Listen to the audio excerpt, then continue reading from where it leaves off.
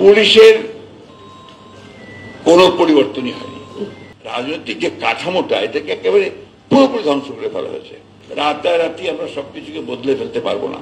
আগে ঘুষ দিতাম 1 লাখ টাকা, এখন দিই 5 লাখ টাকা। আমি নিজে 15 বছরে 11 বার জেলে গেছি।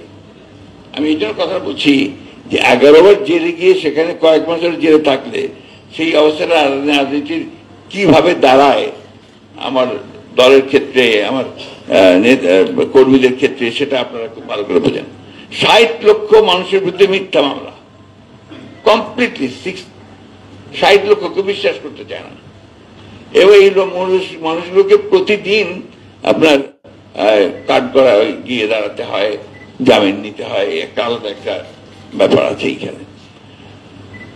আমাদের গুম হয়েছে, ওই যেটা আমরা প্রথম শুনলাম এই সময় বাংলাদেশে গুম হওয়ার ব্যাপারটা, আর তার আগে আমরা বাংলাদেশে শুনিনি, এরিয়া সারি থেকে শুরু করে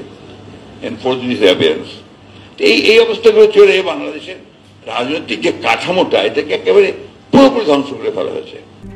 RICL TMX, যুগের পর যুগ স্থাপনা থাকে মজবুত। এই সুযোগে আপনার যেহেতু জবাবদিহিতা ছিল না, কোনো সরকারের মধ্যে কোনো জবাবদিহিতা ছিল না, লুণ্ঠন লুটপাট, এটা নতুন করে বলার কিছু না, এটা আমার চেয়ে আপনারা অনেক বেশি ভালো জানেন। কিন্তু আমরা চেষ্টা করেছি, বারবার আমরা রাস্তায় নেমেছি, বারবার কথা বলছি, মানুষকে সংগঠিত করবার চেষ্টা করেছি। আর যাই হোক, শেষ পর্যন্ত আমি মনে করি যেটা একটা অভূতপূর্ব একটা উত্থানের মধ্য দিয়ে, ছাত্র গণঅভ্যুত্থানের মধ্য দিয়ে আমরা একটা পরিবর্তন নিয়ে এসে আবার একটা সুযোগ তৈরি করতে সক্ষম হয়েছি যে একটা নতুন করে বাংলাদেশ নির্মাণ করবার জন্য। সেই জন্য যখনই বাংলাদেশ করে নতুন করে নির্মাণ করার কথা, বাংলাদেশকে নতুন করে জাতি নির্মাণের কথা বলি, তখন আমার মনে হয় যে এটা কি আপনার ডাক্তার সাহেবের আপনার অ্যান্টিবায়োটিক দেওয়ার মতো, যে অ্যান্টিবায়োটিক দিলে আমার ঠিক হয়ে গেল, সেটা তো না।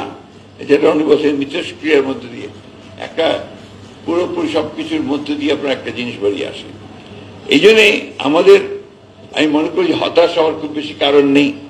সমস্যা তো আছে, প্রতিদিন সমস্যা, প্রতিদিন নেগেটিভ সমস্ত আপনার কথাবার্তা আসছে মিডিয়াতে, বিভিন্ন জায়গায় আলোচনা হয়েছে। আপনার আবার সোশ্যাল মিডিয়া, সেই সোশ্যাল মিডিয়ার যে একটা ভয়াবহতা এই সমাজকে গ্রাস করে ফেলছে, এটা আপনারা কতটুকু উপলব্ধি করছেন আমি জানি না। আমার মনে হয় সরকারের উপদেষ্টার মধ্যে এখানে আছেন, ওনারা খুব ভালো করে উপলব্ধি করছেন যে আপনার যে মত তৈরি করার যে ব্যাপারটা, সেটা কিভাবে সরকারকে আপনার মাঝে মাঝে আক্রমণ করছে।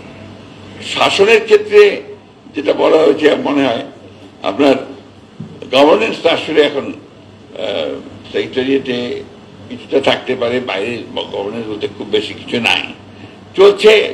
আপনার সবাই মিলে কোঅপারেট করছে বলে চলছে। আমি গতকালই একজন বড় ব্যবসায়ী আমার সঙ্গে দেখা কথা হলো, তিনি বলছিলেন যে আগে ঘুষ দিতাম 1 লাখ টাকা, এখন দিই 5 লাখ টাকা। এটা আমি জানি না উপদেষ্টা মহোদয় এটাকে কিভাবে দেখবেন, অন্যভাবে মনে করবেন কিনা, but that's the truth, that's the reality.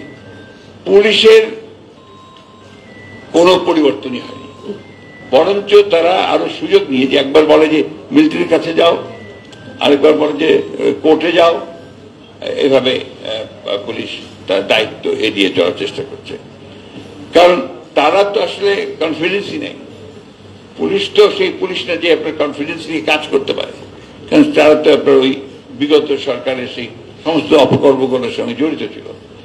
ফলে এই জিনিসটা এত সহজ না। আমি জিনিসটা বলতে চাচ্ছি, এই জিনিসটা এত সহজ নয়। এটাকে রাতারাতি আমরা সবকিছুকে বদলে ফেলতে পারবো না। আবার তাই বলে যে আপনার দীর্ঘকালের জন্য গণতান্ত্রিক চর্চাটাকে বাদ দিয়ে এটাকে ঠিক করার জন্য কাজ করতে থাকবো, এটাও আমি ঠিক বুঝতে পারি না। আমি যেমন এখন কবির সাহেবকে বলছিলাম পাশে, যে কোনো কিছু চাপিয়ে দিয়ে কি কোনো কিছু করা যায়? একটা প্রক্রিয়া দরকার হয়, প্রসেস দরকার হয়। গণতন্ত্রকে তার প্রক্রিয়ার মধ্যে দিয়ে চলতে দিতে হবে।